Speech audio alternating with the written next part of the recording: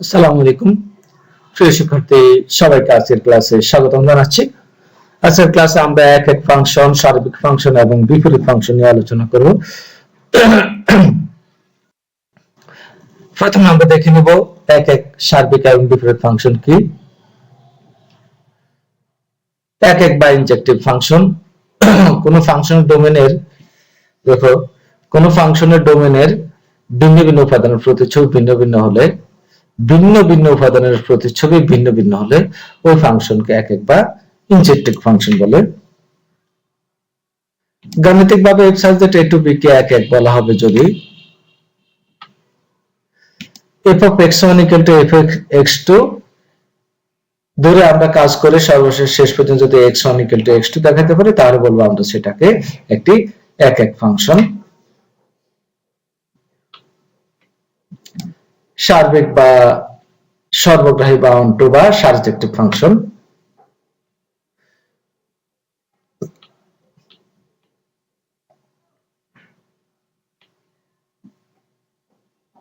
দেখো যদি কোনো ফাংশনের কোডোমেন ও রেঞ্জ সমান হয় তাকে আমরা সার্বিক বা সর্বগ্রাহী ফাংশন। যদি কোডোমেন এবং রেঞ্জ এই দুটো বের করতে পারে, দুটাকে সমান দেখাতে পারে তাহলে বলবো যে সেটা সার্বিক। যেমন দেখো এই ফাংশনের কোডোমেন হলো 1 2 3 আর রেঞ্জও 1 2 3, অথবা এটাকে আমরা বলবো সার্বিক ফাংশন। অথবা এভাবে বলতে পারি f such that a to b কে সার্বিক বা সর্বগ্রাহী ফাংশন বলা হবে যদি b সেটের প্রত্যেক উপাদানে a সেটের অন্তত একটি উপাদানের সাথে সম্পর্কিত হয়। তাহলে যেমন দেখো দ্বিতীয় সেট b বলতে আমরা দ্বিতীয় সেটটাকে বুঝি। দেখো 1 p এর সাথে, 2 q এর সাথে, 3 r এর সাথে, এভাবে যদি আমরা চিত্র দিয়ে দেখাতে পারি বা চিত্র আকারে তাহলে আমরা বলবো যে সেটাকে কি বলবো, কি সার্বিক বলবো। তবে এখানে শর্ত হলো দ্বিতীয় সেটের প্রত্যেক উপাদান এই সেটের কোনো না কোনো উপাদানের সাথে কি সম্পর্কিত হতে হবে। আবার এভাবেও দেখাতে গাণিতিকভাবে f such that a to b কে সার্বিক বা সর্বগ্রাহী বলা হবে যদি f of a equal to কত b হয়। তাহলে আমরা এই ক্ষেত্রগুলো যে কোনো একটা দেখালে আমরা সেটাকে সার্বিক বলতে পারবো।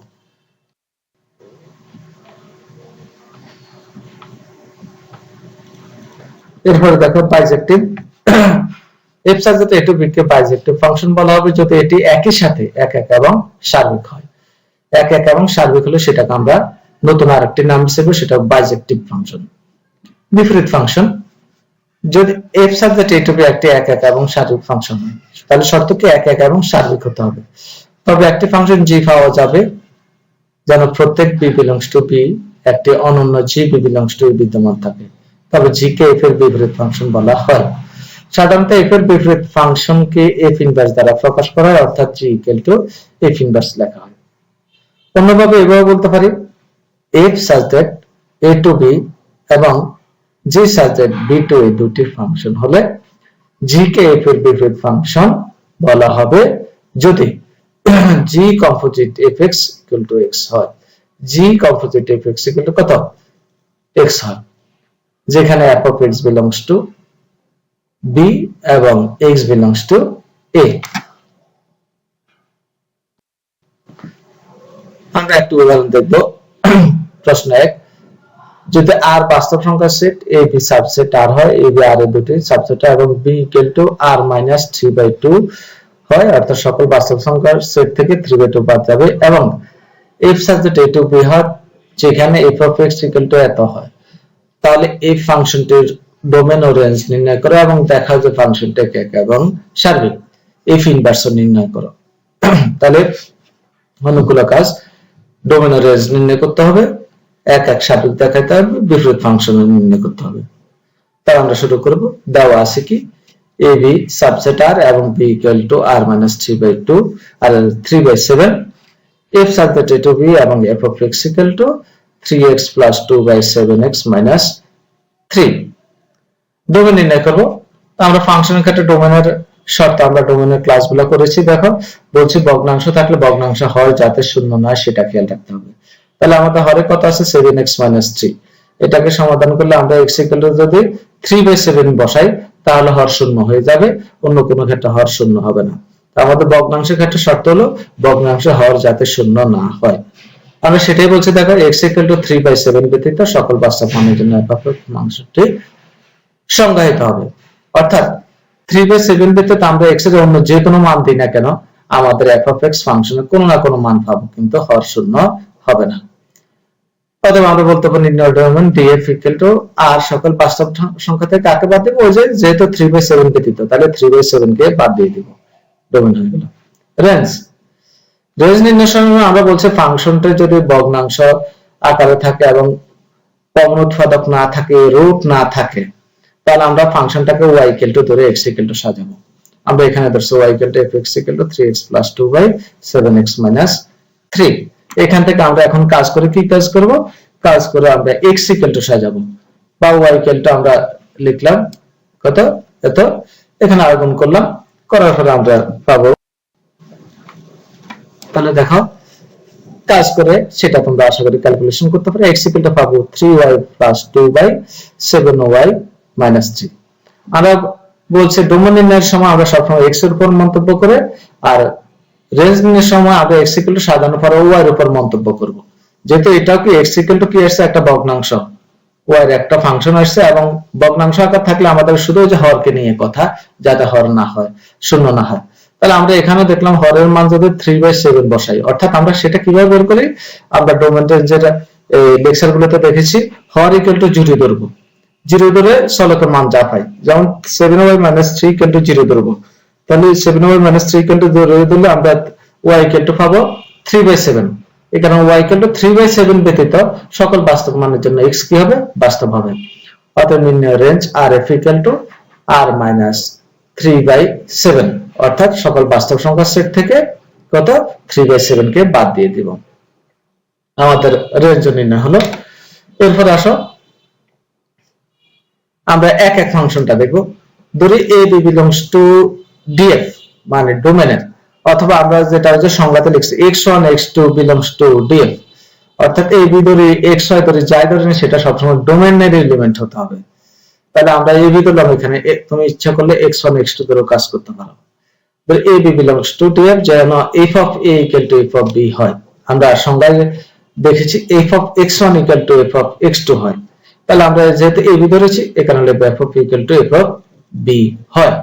এখন কাজ করে f equal to b, অর্থাৎ সকল x এর জায়গায় ওই যে প্রদত্ত ফাংশনের সকল x এর জায়গায় a বসিয়ে দিব, তাহলে 3x plus 2/7x minus 3 ছিল, তাহলে x এর জায়গায় a বসিয়ে দিব, অনুরূপভাবে x এর জায়গায় b বসিয়ে দিব রাইট সাইডে। এখন আমাদের এটাকে কাজ হবে আয়রন করব, ক্যালকুলেশন করব, করার পর আমরা দেখো a equal to b পেলাম। আমাদের শর্ত ছিল x1 equal to x2 পেলে আমরা সেটাকে একক বলবো। আমাদের যেহেতু এলিমেন্ট দুটো এখানে a b, তাহলে a equal to b পেলাম।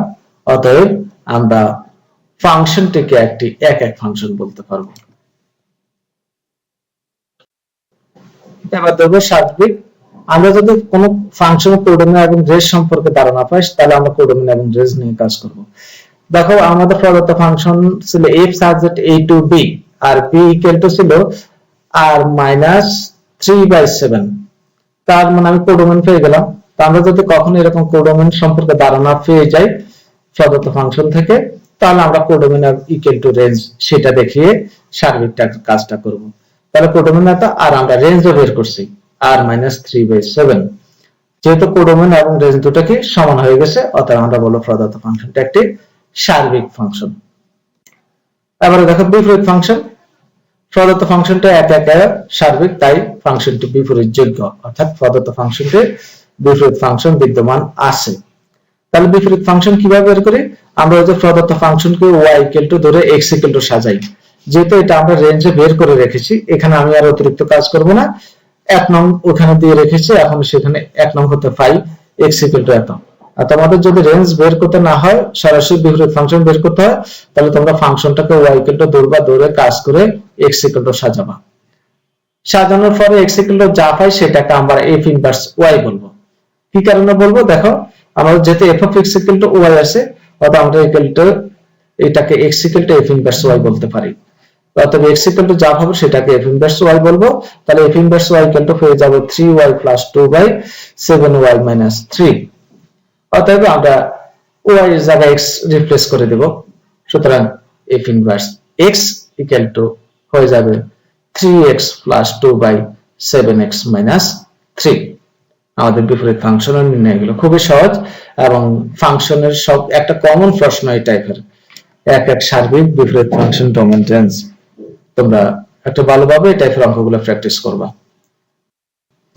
দেখো প্রশ্ন একের মতো আমরা আরো কিছু উদাহরণ দিয়ে রেখেছি, তোমরা এগুলা নিজেরা প্র্যাকটিস করবা, তাহলে তোমাদের দেখবে যে এক এক এবং সার্বিক নিয়ে স্পষ্ট ধারণা। এবং এগুলো কোন টাইপের, ওই যে দেখো এফ সাথে এ টু বি, অর্থাৎ কোডোমেন নিয়ে একটা ধারণা পায়, বি হলো কোডোমেন, তাহলে কোডোমেনের একটা ধারণা দেখো, বি হলো কোডোমেন, এ টু বি এটা হলো আমাদের ডোমেন, এটা হলো কোডোমেন। এটা আমরা আলোচনা করেছি লেকচার 1 এ। তোমরা তাহলে যেহেতু কোডোমেন নিয়ে একটা ধারণা পেলাম, তাহলে কোডোমেন সমান রেঞ্জ নিয়ে কাজ করব সার্বিকের ক্ষেত্রে। ঠিক একই রকম এই টাইপের অঙ্কগুলো আমি এখানে 4টা দিয়ে রেখেছি, তোমরা এগুলো সবাই প্র্যাকটিস করবে ভালোভাবে, তাহলে চলবে, তোমাদের এগুলো একটু ক্লিয়ার হয়ে যাবে। অর্থাৎ যদি আমরা কোনো ফাংশন কোডোমেন সম্পর্কে ধারণা পেয়ে যাই, তাহলে আমরা সার্বিকের ক্ষেত্রে কোডোমেন সমান রেঞ্জ নিয়ে কাজ করব। আমরা 2 নম্বর প্রশ্নে চলে আসব। if such that r to r, তাহলে এখানে দেখো হয়ে গেল আমাদের কোডোমেন আর সকল বাস্তব সংখ্যা set. f of x equal to এত ফাংশনটি এক এক ও সার্বিক কিনা কারণ সহ উল্লেখ করো। if এক এক ও সার্বিক হলে বিপরীত ফাংশনও নির্ণয় করো। তাহলে আমরা দেখব if such that r to r, অর্থাৎ এটা ডোমেন হলো সকল বাস্তব সংখ্যা সেট এবং কোডোমেন হলো সকলকে বাস্তব সংখ্যা সেট। অর্থাৎ কোডোমেন নিয়ে ধারণা পেয়ে গেলাম।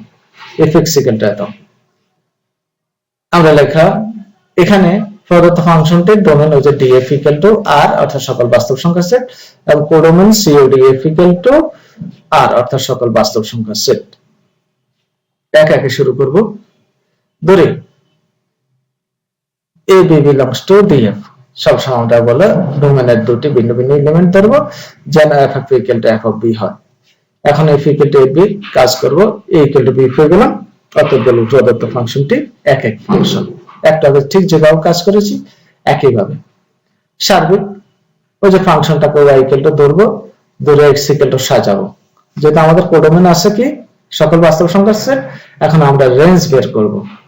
তাহলে রেঞ্জ বের করতে হলে আমরা বলছি যে ফাংশনটাকে যদি ভগ্নাংশ আর রুট না থাকে, কোন উৎপাদক না থাকে, তাহলে আমরা কি করব, প্রদত্ত ফাংশনটাকে y equal to ধরবো, ধরে x equal to সাজাবো। সাজানোর পরে y এর উপর মন্তব্য করে আমরা রেঞ্জ বের করি।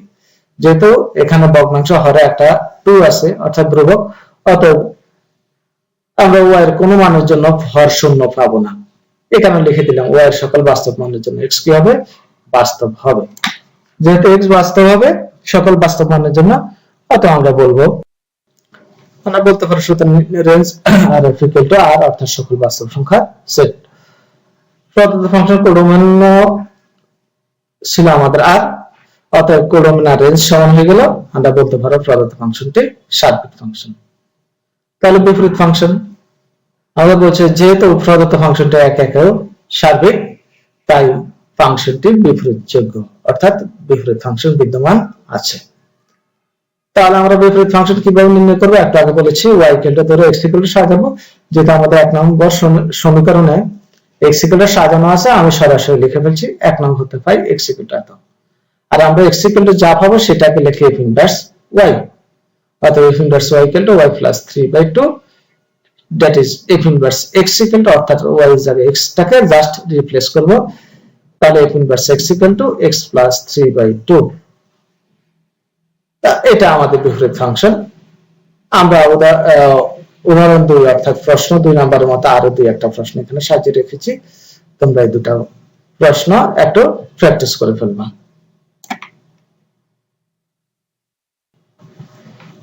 3 নম্বর প্রশ্ন দেখো, gx equal to এত, x not equal to বলছো 1/5, এটা অর্থাৎ ভগ্নাংশে 1/5 বসালে এটা কি হয়ে যায়, শূন্য হয়ে যায়, হর শূন্য হয়ে যায়, সেই কারণে বলছে x এর মান 1/5 হবে না। এক এক ও সার্বিক ফাংশন যাচাই পূর্বক g ইনভার্স x, অর্থাৎ বিপরীত ফাংশন নির্ণয় করো। তাহলে দেখো এখানে আমাদের কোডোমেন এবং রেঞ্জ সম্পর্কে কোনো ধারণা দেওয়া নেই, সরাসরি জাস্ট একটা ফাংশন, সেখান থেকে আমরা এক এক সার্বিক এবং বিপরীত ফাংশন নির্ণয় করব। এক এক কোডোমেন রেঞ্জ সম্পর্কে কোনো ধারণা নেই, তাহলে আমরা লিখে ফেলছি সরাসরি ধরি ab belongs to, আমরা সব সময় যদি আমাদের কখনো কোডোমেন সম্পর্কে বা ডোমেন সম্পর্কে কোনো ধারণা না পাই, তাহলে আমরা সব সময় ওই যে ab belongs to r, আর এখানে যেহেতু বলেছে k কি বাদ যাবে 1/5 বাদ যাবে, অর্থাৎ ভগ্নাংশ থাকলে x এর যে মানের জন্য ফাংশনটির হর শূন্য হয়ে যায় সেই মানটাকে আমরা সকল বাস্তব সংখ্যা থেকে বাদ দিব নিজেরা, সেটা দেওয়া থাকুক বা না থাকুক। তাহলে আমরা বলছি ab belongs to r minus 1/3 যেন f of a equal to f of b হয়। আমরা আগের মতো কাজ করব, এখন f equal to b কাজ করে শেষ পর্যন্ত পেয়ে গেলাম a equal to b। অতএব আমরা বলতে পারবো প্রদত্ত ফাংশনটি একটি একক ফাংশন। সার্বিকের ক্ষেত্রে দেখো একটু আগে আমরা দুটো করেছি, কোডোমেন এবং রেঞ্জ নিয়ে, যেটা আমাদের এখানে কোডোমেন প্রদত্ত ফাংশন কোডোমেন সমান রেঞ্জ দেখানো সম্ভব না, কারণ আমাদের কোডোমেন পাওয়া যায়নি, এখানে কোডোমেন কত বলতে পারবো না ফাংশনের বিবরণ অনুযায়ী। অতএব আমরা ফাংশনটাকে কি কাজ করবো, সে আগের মতো y ইকুয়াল টু ধরে x ইকুয়াল টু সাজাবো, x ইকুয়াল টু সাজানোর পর আমাদের অথবা দুই আরো দুটো পদ্ধতি ছিল, সেই পদ্ধতি অনুযায়ী কাজ করব। তাহলে x ইকুয়াল টু সাজানোর পরে আমরা লিখব f of x বলতে এখন আমাদের y প্লাস 2/3y মাইনাস 1। তাহলে এখন f of x এই পুরোটা x, তাহলে আমাদের f of x কেমন ছিল, ওই যে x প্লাস 2/5x মাইনাস 1। তাহলে এখন এই পুরোটা x এর কাজ করব, তাহলে আমরা লিখছি x প্লাস 2/5x মাইনাস 1। আমরা এই পুরোটাকে ক্যালকুলেশন করব, করার পরে যদি আমরা y পাই তাহলে আমরা বলবো প্রদত্ত ফাংশনটা f কি একটি সার্বিক ফাংশন।